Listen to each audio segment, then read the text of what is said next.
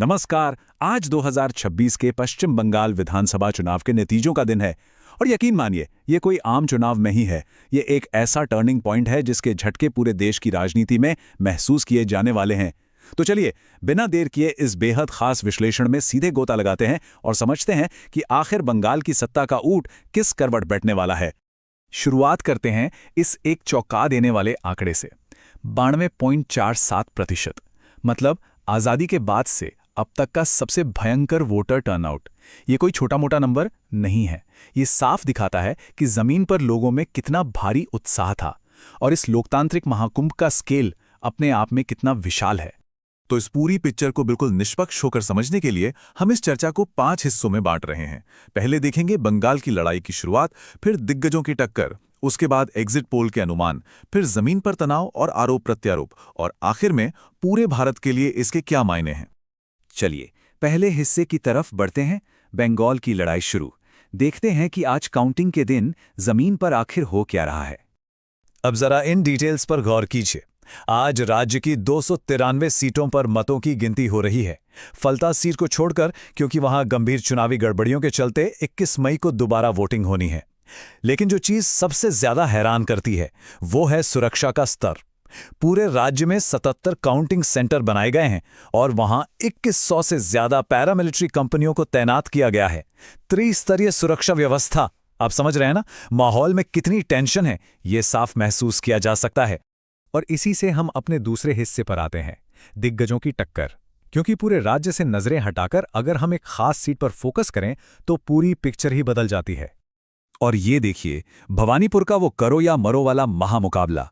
एक तरफ है 3 बार की मुख्यमंत्री ममता बनर्जी, जो अपने इस पुराने और मजबूत गढ़ को बचाने के लिए पूरी ताकत झोंक रही हैं, और दूसरी तरफ हैं उनके ही पुराने, बेहद करीबी सहयोगी और अब सबसे बड़े राजनीतिक प्रतिद्वंदी शुवेंदु अधिकारी। याद है ना, 2021 में नंदीग्राम में उन्होंने ही ममता जी को मात दी थी। तो ये टक्कर बिल्कुल कांटे की होने वाली है। इस हाई वोल्टेज ड्रामे की गर्मी सीधे काउंटिंग सेंटर के बाहर देखी जा सकती है। भवानीपुर का सखावत मेमोरियल स्कूल, जिसे सच में एक किले में तब्दील कर दिया गया है, वहां सुबह सुबह ही दोनों पार्टियों के काउंटिंग एजेंटों के बीच तीखी बहस और झड़पें शुरू हो गईं। मतलब अंदर गिनती चल रही है और बाहर पारा एकदम हाई है। अब सवाल यह है कि आखिर इतनी टेंशन क्यों है। इसे समझने के लिए हमें तीसरे हिस्से पर आना होगा, एग्जिट पोल के अनुमान। गिनती शुरू होने से ठीक पहले जो आंकड़े आए वो आपस में बुरी तरह से बंटे हुए हैं। इन नंबर्स को देखिए। ज्यादातर एजेंसियां बीजेपी को एक साफ बढ़त देती हुई दिख रही हैं, लेकिन वहीं पीपल्स पल्स का सर्वे इन सबसे एकदम अलग कहानी बयां कर रहा है। वो सत्ताधारी टीएमसी की एक भारी भरकम जीत का अनुमान लगा रहे हैं। तो सच कौन बोल रहा है? जब हम इन सभी अलग अलग पोल्स का औसत निकालते हैं, यानी पोल ऑफ पोल्स, तो एक ऐसा नंबर सामने आता है जो किसी के भी होश उड़ा दे। 145। जरा सोचिए, 294 सीटों वाली विधानसभा में टीएमसी और बीजेपी दोनों को बिल्कुल 145 सीटें मिलने का अनुमान है। मतलब रेस एकदम नेक टू नेक है, आर पार की लड़ाई। जब जीत हार का मार्जिन इतना कम होने की बात हो तो जाहिर है चिंगारी तो भड़केगी ही। यही हमारा चौथा हिस्सा है, तनाव और आरोप प्रत्यारोप। टीएमसी ने काउंटिंग सेंटर्स के स्ट्रांग रूम की सुरक्षा पर बहुत गंभीर सवाल खड़े कर दिए हैं। उनका सीधा आरोप है कि कई जगहों पर जानबूझकर बिजली काटी जा रही है। और तो और उनका कहना है कि कुछ खास स्ट्रांग रूम्स में सीसीटीवी कैमरे पूरे 2 मिनट और 16 सेकंड के लिए बंद कर दिए गए थे। ये अपने आप में एक बहुत बड़ा दावा है। लेकिन कहानी एक तरफा बिल्कुल नहीं है। इसके तुरंत बाद विपक्षी दल बीजेपी ने भी पलटवार किया और प्रशासन पर चुनाव उपकरणों के गलत इस्तेमाल के गंभीर आरोप लगा दिए। उनका दावा है कि नोआपारा में एक वीवीपैट मशीन को स्थानीय पुलिस की मिलीभगत से बेहद संदिग्ध परिस्थितियों में इधर-उधर ले जाया जा रहा था। अगर हम इन दोनों बातों को आमने सामने रखकर देखें तो साफ पता चलता है कि दोनों ही खेमे प्रशासनिक सच्चाई को लेकर एक दूसरे से भिड़े हुए हैं। एक तरफ टीएमसी का आरोप है कि उनके एजेंट्स को जानबूझकर परेशान किया गया, उन्हें पेन और फाइल्स तक अंदर नहीं ले जाने दिया गया।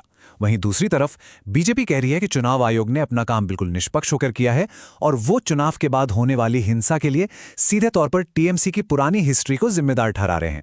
अब आते हैं इस विश्लेषण के आखिरी और सबसे अहम हिस्से पर, भारत के लिए इसके मायने। क्योंकि जैसा हमने शुरू में कहा था, ये सिर्फ एक राज्य का चुनाव नहीं है। इस बात को समझने के लिए जरा इस टाइमलाइन पर नजर डालिए।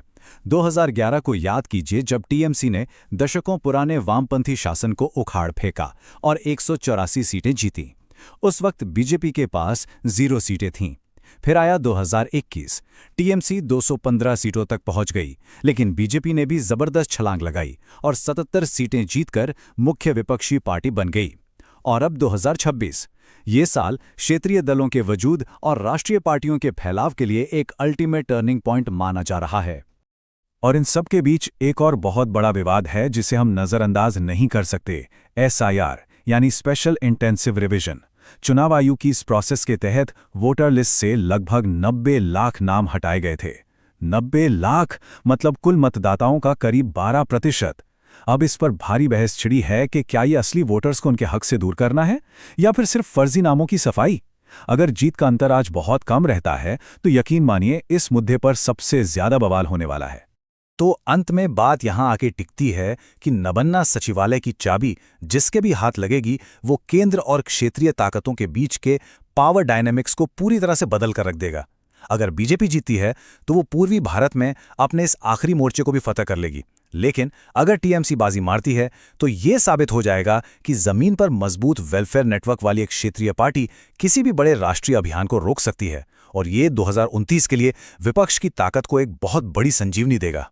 तो इस पूरी चर्चा के बाद एक बहुत बड़ा सवाल हम सबके सामने खड़ा होता है।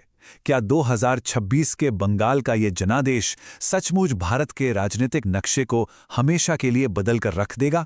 आज जो भी फाइनल नंबर्स सामने आएंगे वो सिर्फ एक राज्य की सरकार नहीं बनाएंगे, बल्कि आने वाले कई सालों के लिए देश की राजनीति की दिशा तय करेंगे। इस खास विश्लेषण में हमारे साथ जुड़ने के लिए आपका बहुत बहुत शुक्रिया।